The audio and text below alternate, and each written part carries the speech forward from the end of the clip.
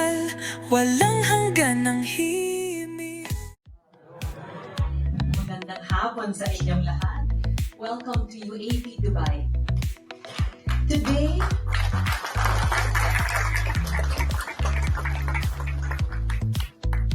Today we're talking about a theme that hits home for many of us. Everyone has a moment to shine. It may not come yet, or how we expect it, but patience, growth, and even setbacks lead us here. And because life isn't just about hard work, it's also about indulgence, sweetness, and creativity. We have someone who embodies all that. He's not just a pastry chef. He's a game changer in the dessert world. The creator of the original Dubai chocolate recipe, an international acclaimed pastry consultant, and the visionary behind some of the most viral dessert innovations. Please join me in welcoming the one and only Chef Nouel Catis. Good afternoon, everyone. I'm so honored to be here, and first and foremost because when Christian reached out, my father, he was an architect. So there's a lot of things going on in my life because my father, taught me a few things here and there about being an architect, but of course I didn't become one. But I use food as means of actually structuring things. So I'm like a structural engineer / architect. So that's how I look at myself. So yeah, it's gonna be a fun afternoon. Thank you. Chef Nouel, it's such a pleasure to have you here. Pero bago ang lahat, nagdala ka ba ng dessert para sa amin? Parang meron yata, may surprise. Kasi feeling ko this conversation deserves some sweetness. So, amazing. Now, today's conversation is all about this idea. Everyone has a moment to shine. Yeah? Actually, hold on. But sometimes it takes time, right? Sometimes it happens in unexpected ways. But patience, growth, and even the challenges along the way shape that journey. And Chef Nouel, your story is a perfect example. Let's dive into the questions. You ready? I'm ready. Chef Nouel, you've built an extraordinary career in the culinary world. But let's go back to the beginning. What's your earliest memory of being passionate about food? And was it always about desserts? My earliest memory was actually burning the 𝗘𝗃𝗃𝗕 because I love 𝗘𝗃𝗃𝗃, and I said I want to be a savory chef. I cooked 𝗘𝗃𝗃𝗃 and it burned. And my siblings were saying like you should stop cooking because it's not for you. But I didn't give up. My mom, she owned a restaurant for a few years, and so we were always exposed to good food. We're foodies in the family. So when I got hold of her recipe book and I tried baking, back home chiffon cake is like the queen of all cakes. And the first time I did it, I succeeded. So my mom told me like, I think you should be a pastry chef. And that's how my story started. Oh, that's so nice. So nice to hear that. So, I also know that your dad was an architect. O, diba? Just like many of us here today. Do you think that's where your creativity came from? 101% sure, because when my dad, when he designs houses, before we have this big table where you move the, how you call it? Like a drafting table. Yeah, drafting table, I remember. And I used to climb on the drafting table, and I would tell him, Dad, can I just do the 2-point perspective or 3-point? So I used to do it, and until such time when I was in high school, I took a drafting class. So I love designing houses. Before you have to draw the trees really perfectly, otherwise it won't be a good presentation. So I would really, because my dad also, he draws, he does charcoal. He also designs furniture. So there's a lot of things going on, and it's really about being perfecting your craft. And for me, it's more of expressing it through desserts. Oh, that's amazing. And when did you realize this is it? This is what I want to do the rest of my life. Like you didn't want to be an architect, an engineer. Was there a defining moment or someone who inspired you to become a chef? Defining moment, back in the days, it was, how many years back was that? It would reveal my age actually. So it's almost like 40 years ago. No, not 40 years because 30 years ago? No. Let's do it 20 years ago. So, during those days, we have a lot of nurses, doctors in the Philippines. That's kind of the go-to dream. And I said I want to be a nurse. So what happened was I had a cousin who is a doctor, and he said, "Can you assist me? Just hold the line for me because I need to circumcise a kid." Oh, The no. moment I saw the blood coming out, and then I just started to see stars, and everything was white. And I said, "Can I just go quickly to the toilet?" I almost collapsed, and I realized it wasn't for me because when I see blood, the first thing that happens, I start to feel really nauseated. I see a lot of, I get cold, and I wanted to collapse right away. So I said, it's not for a medical field, not for me. So I went back into my memories of, helping my mom cook, bake. But of course, it was really more about baking. And I realized that, I really had a natural knack for baking. And I said, this is the field I should be pursuing because it comes naturally. Oh, I'm so glad it's innate as well. So now that, you're a chef, people see the success and the beautiful dessert creations you've made. But every story has challenges. What was one of the biggest setbacks you faced in your career?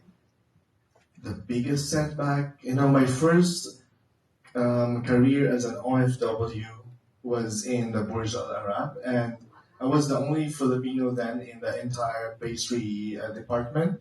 So the first thing was actually when you don't see anyone else who looks like you feel like too small, and you're not, they're so, you're with, your Indian colleagues are generally tall. They have, you have Swiss people, they're so tall, Dutch, they're so tall, and you feel like, oh, I'm so small, and I look different. And I think the problem there was actually feeling that you're not probably as best as they are, because one is that usually when you think about being Filipino, especially in the Middle East, the first thing they think about is domestic work, and that was a hard shell to crack. And how to stand out big in front of so many big people. The only thing that came to my mind was just to show them that I'm as good as them. And so I was assigned in 𝗬𝗏 restaurant, which was the highest restaurant in the 𝗬𝗏𝗕𝗓. So what I was doing there was actually I was doing a la carte desserts. So whenever there's an order comes in, I have to do desserts live. Like there's only one way to do it. Otherwise, if you fail, you have to let the guests wait for another 30 minutes, and it's unacceptable. The 𝗬𝗏𝗕𝗓 at that time was at its peak. And also I was assigned at the Al-Mahar, at the underwater restaurant. And that's when I realized that it's really not about where you come from, but it's also bringing that Filipino in you, but also making sure that it's also translated into a bigger picture, so that they don't say, oh, you're just a Filipino, but actually you are a Filipino and you should be proud of it. So that was the biggest challenge in the beginning for me, because it was my first time to be abroad. But I had to conquer it. That's a lot of pressure on you as well. The 𝗬𝗲𝗕𝗓 is iconic, definitely. So what did it teach you about yourself? What did you learn about yourself and about success? And how did you overcome that moment? The thing that I realized, when I worked my way back to when I was really like in my 20s, when I started my career, the biggest enemy in all of us is actually ourselves, because it's all about mindset. And secondly, I always have this conversation with myself, accepting my weaknesses, my strengths. If you don't take accountability, what happens is you are actually unsure about where you should go and what you need to learn or unlearn. And that is actually the way to being successful. Just first you need to take account of your own weaknesses, your strengths, and where you're good at, what you need to really improve on. if you have the self-acceptance, everything will be easy. And we just had this conversation about, when you are right now, everyone is online and anyone is throwing shade at you or leaving bad comments, and some of them are positive as well, but some of us, I'm sure, get easily affected whenever somebody throws a stone at you and you don't even know who that person is. It really comes down into just being confident, like knowing that this is your territory and whatever they say about you, they don't know you, but you know yourself better. And that's the way, in my opinion, for us to be successful is just to cross the bridge and get there. And you don't mind the noise around you because no one else knows better but yourself. That's true. You really just have to trust your gut instinct. I'm so glad you did that. Look where it got you. 100%. Now, another tough question. When things slow down and the future wasn't so clear, how did you stay grounded and motivated? What kept you going when others might have given up? When you own a business, there are things, especially when you're starting your own business, there are times when it's almost end of the month and you have to, send the salaries to your employees, and you may have nothing left in the bank. And, you struggle, you sometimes think, you know what, I should just go back into employment because at least every month I'm getting a fixed amount of money. I know how to spend it. I don't have to worry about other people. But the thing is, you draw strength from the legacy you've been leaving behind, all the hard work you've done since the very beginning. And I'm sure all of you can relate to this, that, it's like a bank, you're putting all of your effort to build your equity. And just because of that simple, I wouldn't say easy, simple problem, you give up and you break the piggy bank and say, I'm going to take this all back and spend it all.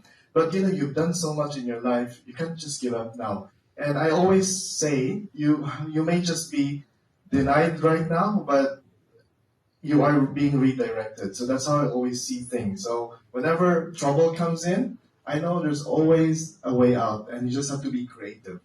So that's how that's how I try to overcome every challenge, that there is a creative way of going around every obstacle that you find in your life or in your business.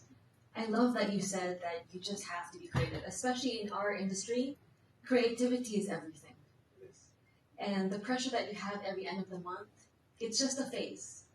The next month can actually shoot you to you're very unlimited, no limits. Yes. So I'm glad that you shared it was all about being creative as well. Being creative, yeah. I've never realized. In there. Yeah, I've never realized being creative can actually solve mathematical problems and financial problems. Trust me, I when I was in my younger years, I was a 𝗘𝗶𝘀𝗰𝗹, and I would, if you look at my resume, I would stay in one job for 1 year. So I get bored easily. So nobody would trust me to manage a team because they know you will just leave after a year. But you learn through time and you become creative and you realize there's a lot of accountability involved. That's true. And also, of course, when you're younger, there's other distractions. Now let's talk about the breakthrough. When did you feel this is my moment to shine? And was it exactly what you imagined or something unexpected? I would say first something unexpected. I tried many times to establish a business, and the last one I did was just when we were getting out of COVID. So I opened a bakery business. Actually, it was a manufacturing company because Americana Group, they approached me to curate the recipes for 𝗵𝗀𝗃𝗏 Coffee. I'm sure you're familiar with 𝗵𝗃𝗏 Coffee. So when they decided to land in the Middle East, the first chef they approached was me. They said, and I was even really surprised. I said, how did you get to know about me? Because it's such a big franchise. But they said we know about what you do, and we heard from the grapevine that you can make a lot of recipes from the West or from the East, make them relatable to the clientele in the Middle East.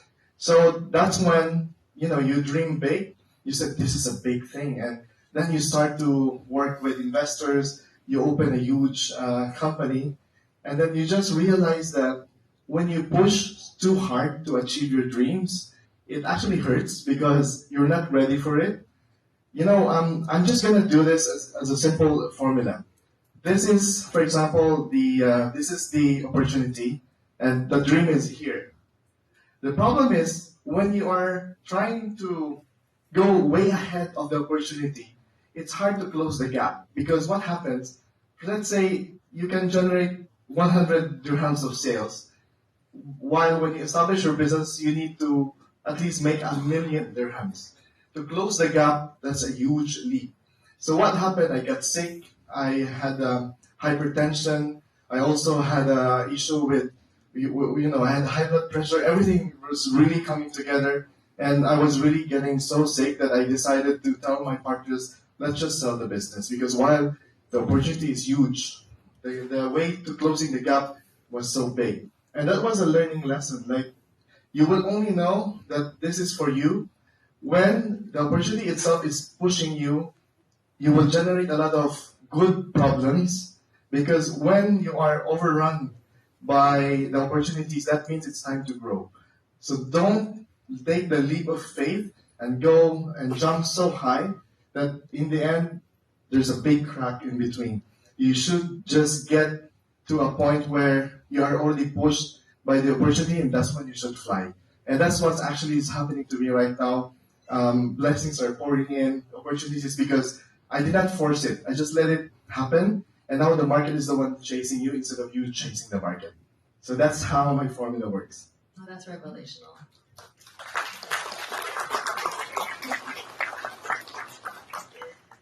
So, for anyone listening who's still waiting for their big break, what advice would you give them? How do they keep believing that they also have that moment? The thing that I would say to all of you, I'm sure you have all different dreams, and probably you just have to ask yourself, are you happy where you are? Do you believe that this is genuinely your calling, or this is where you have to stop and say, you know what, I'm happy here, I'm gonna stay here forever? You also have to think about if it's not enough, or if you feel like there's something more to it, more to you than being, for example, just designing, or maybe just doing some projects or doing some development work, or maybe you can probably own the company, or have your own business. It doesn't matter, and don't define yourself by where you are. It's actually all about what makes you happy, and also how you leave a legacy behind. And this is the only takeaway from me, as far as I'm concerned, is where you are at your best, and the important thing is you can sleep well at night. That's golden, and that's the most important thing. If you cannot sleep well at night, something is wrong, and you need to fix it. Because for me, if I can have peace every day, every night, then I'm the happiest. Because no, you don't have to think about someone chasing you for, let's say, for a bounce check, someone chasing you for an unfinished project, or someone is chasing you because you owe them something. And for me, that's really how you define yourself being successful. You just have to take accountability and being honest with yourself.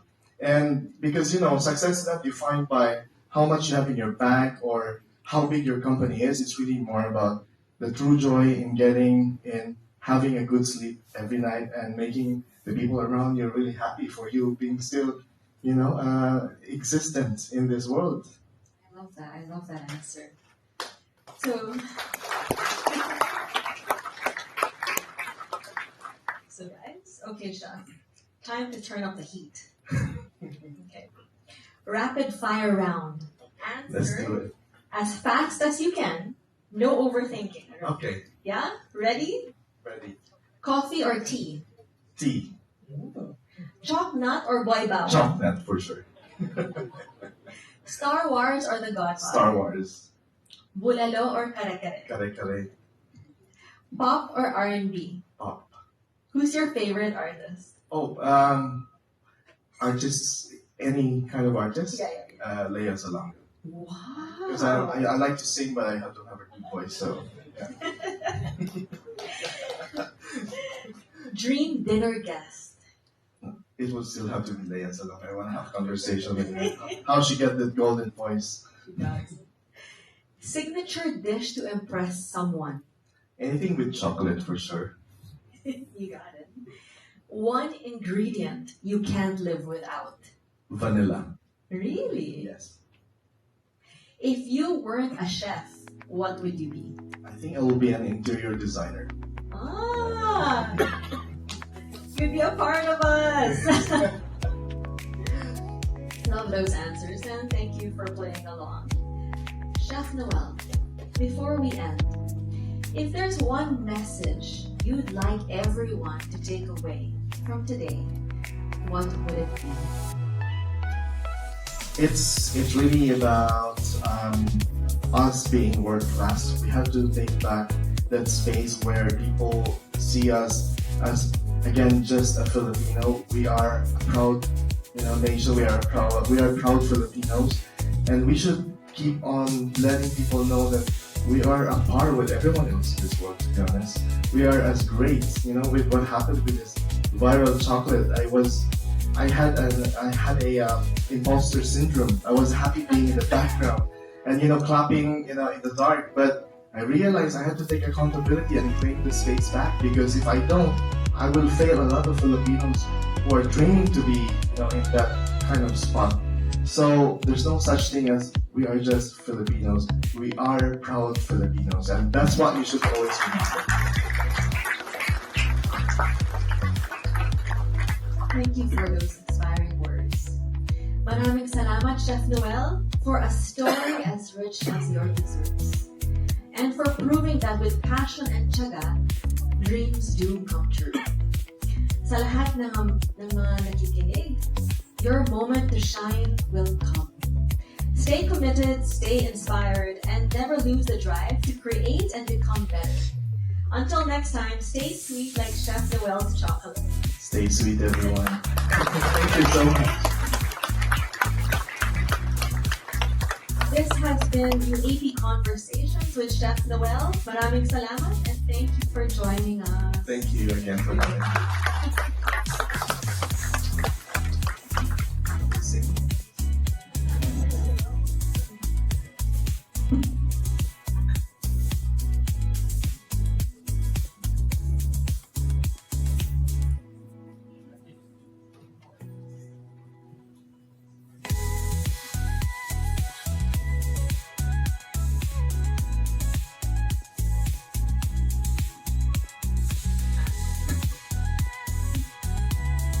Right?